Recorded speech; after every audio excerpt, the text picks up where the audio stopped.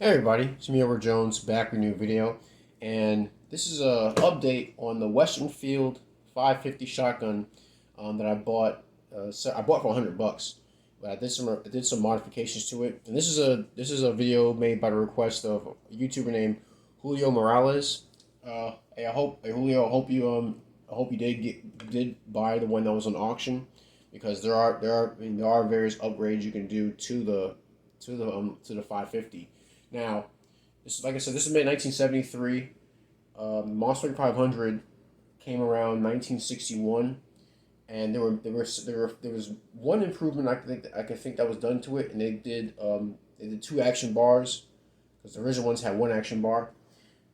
Now the Western Field 550 is essentially a Mossberg 500. It's just been sold under the Western Field subsidiary name. This one originally came with this I think it's a 28-inch barrel that has um, this choke tube system where it's adjustable. So you can see if I hope you can get on camera, but it says improved cylinder modified in full, and you can screw it in. When it gets a little tighter, that's when it starts to go to modified. Then you can keep screwing in, then it goes completely to full. And it's just a muzzle. In fact, when I unscrew it, you'll see these petals start to separate. It's very faint. I don't know if you can see the inside of the bore. You kind of see where there are some cuts that are made, and that's basically how how this choke tube works. It also comes with this high vis sight. I guess it's good for low light settings. This gun didn't have the original barrel didn't have any holes for sling swivels drilled in. And it has basically the same thing on you see on Mossberg barrels. It's chambered for 2 3/4 and 3-inch shells, 12 gauge, 26-inch barrel, c-lect choke. That's what's called. Made in USA.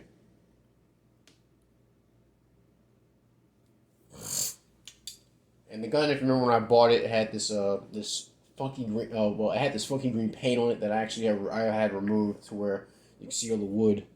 It had a nice display of the wood. Here's the upgrades I did to it. Now I was able to I did get a replacement barrel on Gunbroker. I think this barrel came with the heat shield, and it cost, I want to say, $112. So nothing special. This one is Parkerized, which kind of actually it does stand out from the rest of the gun, which is blued, but I think it looks pretty cool. One of the differences I will say that the Mossberg 500 does have from this Western Field 550 is that the magazine tube will not come off quite as easily as it does with this. This one just easily screws in. Could be because the gun is so old, and maybe it was taken off at one point. I think they use I think it's blue thread locker on the magazine tubes that Mossberg uses. This one it unscrewed very well. Also, the action on this gun is very slick. So you can find kind of the same thing if you do with like a high standard, where if you push a slide release, so I push a slide release, and now because of the way the action is set up. It does take it takes a slight amount of movement to push the slide down, but once it just like that, it falls. The action is very slick. I think it's due to its age. So there's wear in all the right places. I did have to drill. A hole right there, to prevent the stock from cracking. There's a faint crack along this edge. Same here. That typically happens with wood stocks, but a good way to stop it is to drill a hole right where the crack is, and you fill in with wood glue.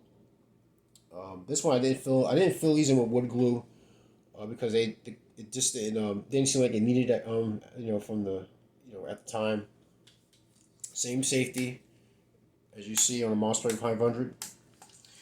I did put a side saddle on this, in this shotgun, and it holds 6 shells. These are some hand loads I made. I don't know if you guys seen any other videos. I actually did a video when I hand loaded number 4 buckshot, and these are some Federal hulls.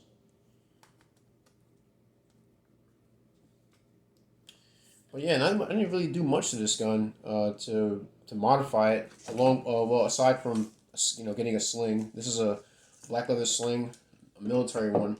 Most of my shotguns have slings like this because of how adjustable it is. And it and I got some like some Uncle Mike Sling Swivels, if I'm not mistaken. Yeah, there's some Uncle Mike Sling Swivels I got from a guy at a gun show. I believe sometime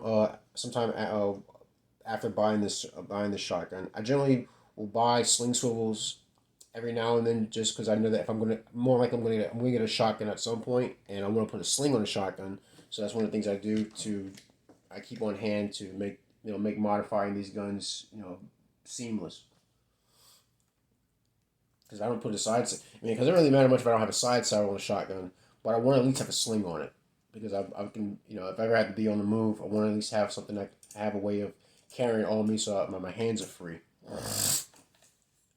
And that's about it. I really thought about doing much with this gun in terms of I'm not really into into rails. Um, I may put a flashlight on this at some point, but this really is just a standard riot gun in my collection. I think it looks pretty cool. I remember I took it to the range. One of the guys on the counter said it reminded him of the game Doom. I guess was the wood furniture and how the heat shield / cheese grater looks on it. So it's a pretty intimidating shotgun. Again, it's basically a Mossberg 500 with some slight differences that aren't really noticeable, but it's a pretty good gun. Also, this type of side saddle I got does slide off. That's a cheap one. I don't even think I paid over $20 for this. Usually the ones I always buy are Takstar side saddles. One thing I am seem to have an interest in are the shot cards. So basically the ones that have Velcro, so you just pull it off and slap another one on once this side saddle runs dry.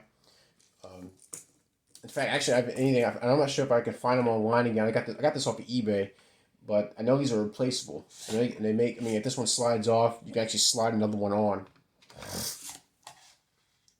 And I say it for for what it is, right? For what it is, it does good. It does well for what its job is currently on this gun.